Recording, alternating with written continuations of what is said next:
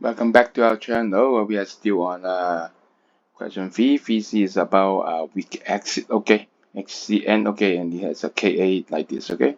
We want to find out the pH of this concentration of hydrocyanic acid. Okay, so remember the equation, okay, with the pKa. They give you the pKa, so you need to use the equation. Remember pH equals what?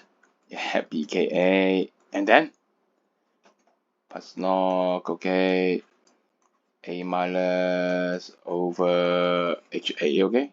HCN, okay? Or HA, you can say in general, okay? Yeah, CN minus and HCN, okay? And then, you assume that, okay, it is a weak acid, so this is, you use the original one, so you can, this one is pKa, and then, A minus, okay, the CN minus is just the hydrogen ion, so it's the same, okay? So it is minus pH. And then, minus log of the HA, but it is the original one. Fairly weak, assume.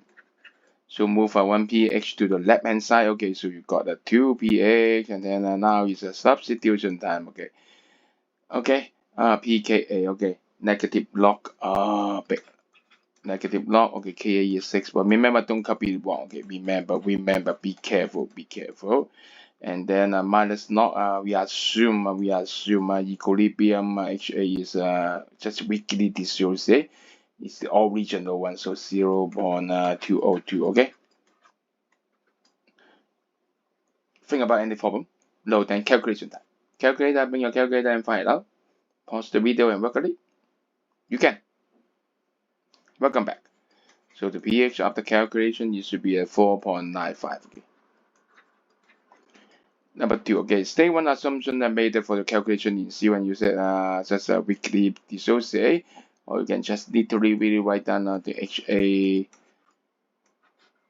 or equilibrium concentration is equal to the original one. Okay.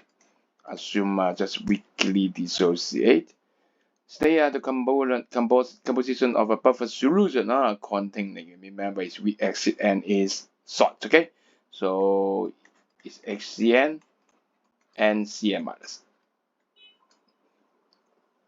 I don't know what is basically you can say sodium, okay? Anything you can think about, okay? The positive ion doesn't matter, okay? It's just the acid and it's salt. Okay? Oh, we make it. Well done. We make it go for question 3. Let's proceed for question 4.